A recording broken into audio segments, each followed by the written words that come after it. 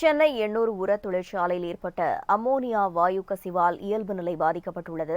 30க்கும் மேற்பட்டோர் மருத்துவமனையில் சிகிச்சை பெற்று வரும் நிலையில் அங்கு தற்போதைய சூழலை பதிவு செய்வதற்காக செய்தியாளர் மணிகண்டன் நம்முடன் நேரலையில் இணைந்திருக்கிறார். வணக்கம் மணிகண்டன், இந்த வாயு கசிவு எப்படி ஏற்பட்டது? மக்களை காப்பதற்கு எடுக்கப்பட்டுள்ள நடவடிக்கைகள் என்னென்ன? கூடுதல் விவரங்களை பதிவு பண்ணலாம்.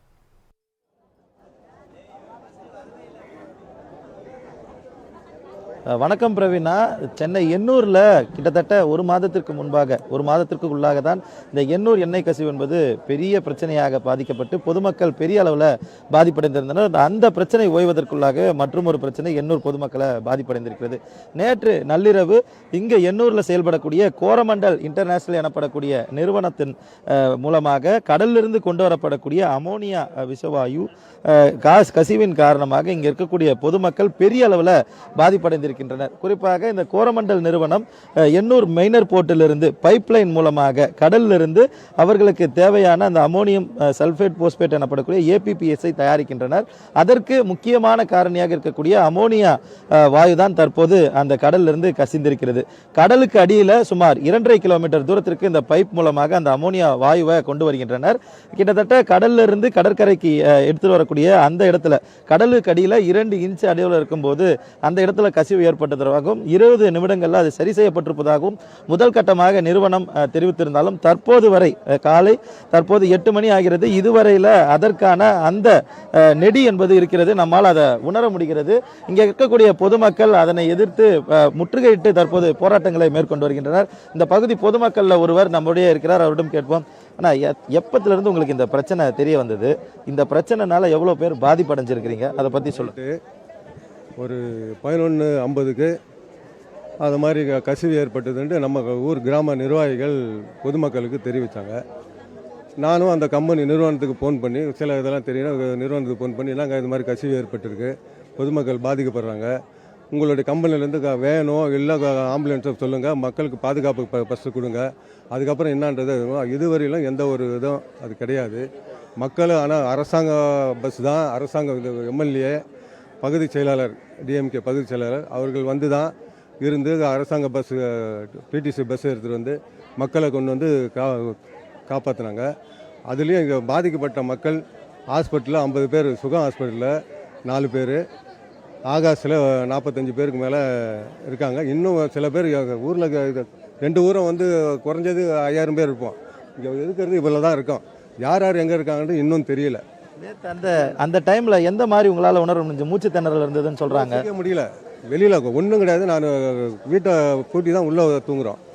அது கேள்விப்பட்டோன்னு லைட்டாக அந்த இதை திறந்தேன், அப்படியே அடித்து இதாகிடுச்சு. நாங்கள் வீட்டில் இருக்காங்களா அங்கே எழுப்பி அவங்கள பாதுகாப்பான இடத்துக்கு கொண்டு போயிட்டு PTC பஸ்ஸில் ஒரு 200-300 பேரை கொண்டு பாதுகாப்போம். மறுபடியும் வந்து எல்லா இடத்துக்கும் கொண்டு ஊர் நிர்வாகம், ஊர் மக்கள் எல்லாம் சேர்ந்து தான் எல்லாம் பண்ணி எல்லாம் கரை சேர்த்தோம். ஆனால் இதுவரையிலும் எந்த ஒரு இதுவும் இல்லை. ஆனால் குறைஞ்சது ஸ்டெர்லைட்டு வேலை இருந்ததில்ல, தூத்துக்குடியில் சம்பவம் நடந்தது இல்லைங்களா, எங்கள் மாண்புமிகு முதல்வர் அண்ணன் தளபதி அவர்கள் அதை இதுவரையிலும் மூடி வச்சிட்டாரு. இது மாதிரி அதை திறக்கக்கூடாது, மக்களுடைய கோரிக்கை திறக்கக்கூடாதுன்னு சொல்லிட்டாரு.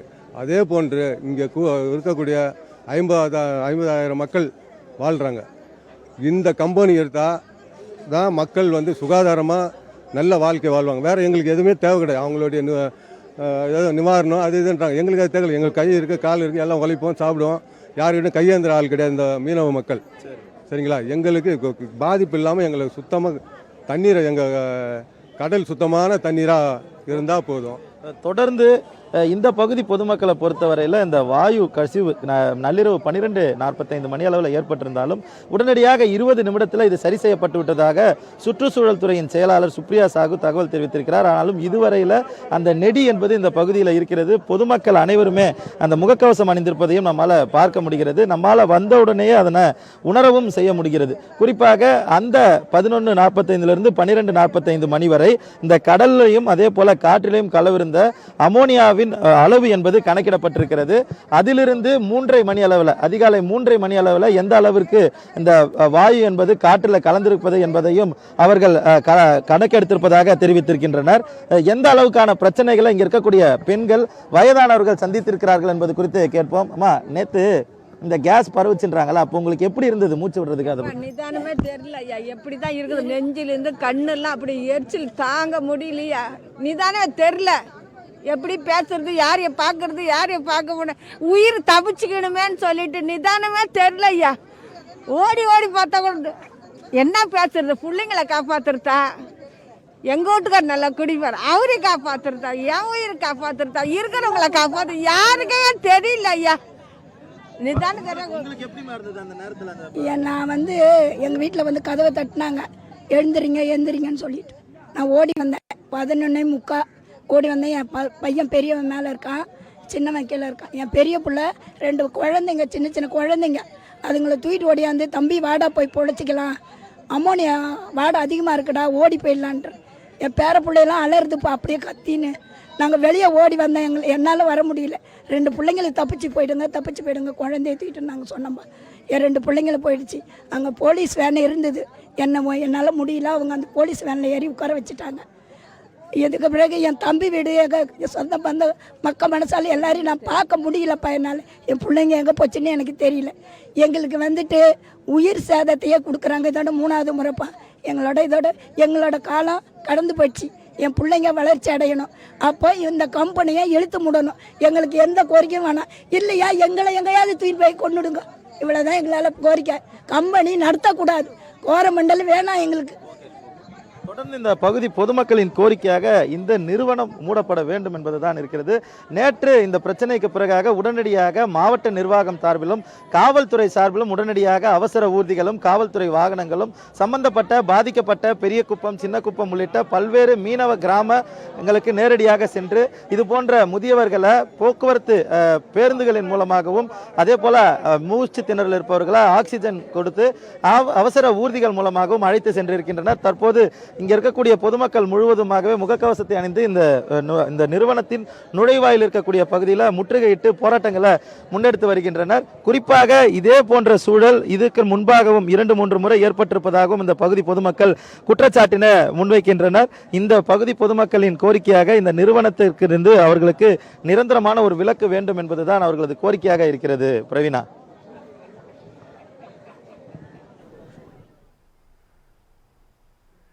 மணிகண்டன், இந்த வாயு கசிவு தொடர்பா ஆலை நிர்வாகம் தரப்புல ஏதேனும் விளக்கம் அளிக்கப்பட்டிருக்கா? மாசு கட்டுப்பாட்டு அதிகாரிகள் அங்கு விசாரணை நடத்தினாங்களா? கூடுதல் தகவல்.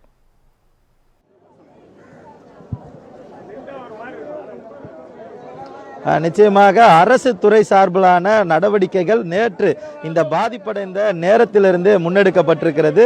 இதை தவிர்த்து ஆலய தரப்பில் தெரிவிக்கும் போது உடனடியாக, அதாவது இந்த பிரச்சனை எழுந்தவுடன் இந்த பகுதிக்கு உட்பட்ட டிஇஇ, ஏசிஇ எனப்படக்கூடிய முக்கிய அதிகாரிகள் சம்பந்தப்பட்ட இடத்திற்கு, அதாவது அந்த 2 அடி கடலுக்கு அடியில் அந்த ஏர் பபிள்ஸ் வந்தக்கூடியதாக சொல்லப்படக்கூடிய இடத்திற்கு நேரடியாக சென்றதாகவும் அங்கு அமோனியாவின் வாயு கசிவதை உறுதி செய்ததாகவும் அந்த உறுதி செய்யப்பட்டதிலிருந்து 20 நிமிடத்திற்குள்ளாக அந்த பிரச்சனை சரி செய்ததாகவும் உடனடியாக நிர்வாகம் தரப்பில் தகவல் தெரிவிக்கப்பட்டிருந்தாலும் மாசு கட்டுப்பாட்டு வாரியம் உள்ளிட்ட அரசு துறை அதிகாரிகள் நேரடியாக சம்பவ இடத்திற்கு வந்திருந்தனர். காவல்துறையினரும் அவர்களுக்கான பாதுகாப்பு ஏற்பாடுகளை செய்து கொடுத்திருந்தனர். அதே போல பொதுமக்களின் பாதுகாப்புகளுக்கு ஏற்பாடுகளுக்கு ஏற்ப பொதுமக்களை இங்கிருந்து அப்புறப்படுத்தும் பணிகளையும் காவல்துறையினர் ஒருங்கே இணைந்து செய்திருந்தனர். அதனையும் தாண்டி பொதுமக்களை இங்கிருந்து வெளிப்படுத்தியிருந்தனர். தற்போதைய அளவில் தமிழ்நாடு அரசு சுற்றுச்சூழல் துறை செயலாளர் சார்பில் தெரிவிக்கப்பட்டிருக்க தகவலின்படி ஒட்டுமொத்தமாக இங்க இருக்கக்கூடிய பிரச்சனைகள் கட்டுக்குள் கொண்டு வரப்பட்டிருப்பதாகவும் 5 நபர்கள் மட்டுமே மருத்துவமனையில் அனுமதிக்கப்பட்டிருப்பதாகவும் அரசு தரப்பில் தெரிவிக்கப்பட்டாலும் பொதுமக்கள் தரப்பில் 35க்கும் மேற்பட்டோர் மருத்துவமனைகளில் தங்க வைக்கப்பட்டிருப்பதாக தெரிவிக்கப்பட்டிருக்கிறது.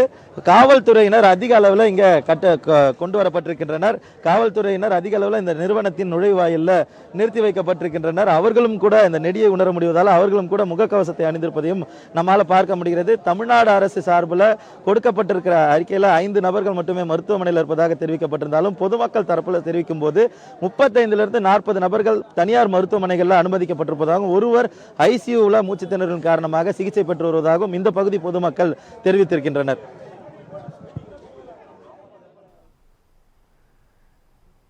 மணிகண்டன், இப்போ அந்த கேஸ் பைப் லைன்ல உடைப்பு சீர் செய்யும் பணி நடைபெற்று வரதா சொல்லியிருக்கீங்க. அதை சீர் செய்யும் பணி எப்போது நிறைவு பெறும்? கூடுதல் தகவல்.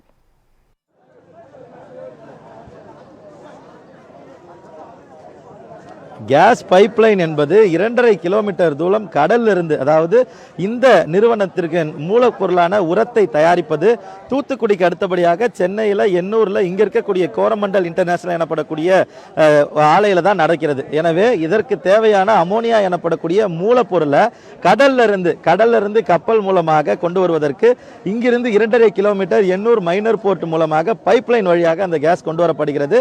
இந்த ஒரு முறை கப்பல்ல இருந்து அது அனுப்பப்படும் போதும் 5000 to 8000 டன் வரையிலான அமோனியா திரவ வடிவில் கொண்டு வரப்படுகிறது. சுமார் குளிரூட்டப்பட்ட அளவில் -33 டிகிரி செல்சியஸ் என்ற அளவில் தான் அந்த அமோனியா என்பது அந்த பைப்லைன் வழியாக கடத்தி வரப்படுகிறது. ஒவ்வொரு முறை இந்த திரவ அளவிலான அமோனியா கொண்டு வரப்படும் போதும் 36 மணி நேரத்திற்கு முன்பாகவே அந்த அமோனியா கப்பலிலிருந்து இந்த தொழிற்சாலைக்கு கொண்டு வரப்படுவதற்கு 36 மணி நேரத்துக்கு முன்பதாகவே அதனை கடத்தி வருவதற்கு தேவையான குளிரூட்டப்பட்ட வசதிகளை அந்த பைப்லைன்ல செய்து தருவதாகவும் நிறுவனம் தரப்பில் தெரிவிக்கப்பட்டிருக்கிறது.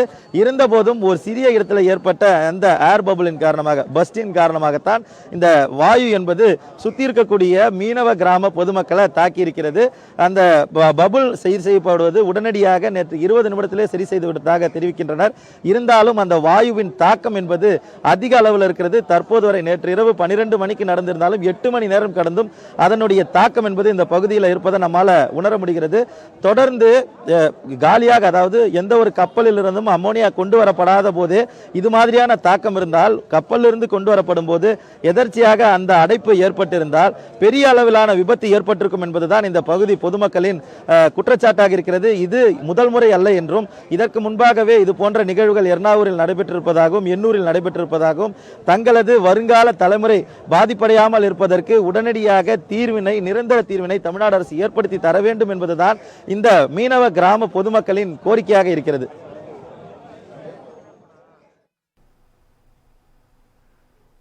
கூடுதல் விவரங்களுக்கு நன்றி மணிகண்டன்.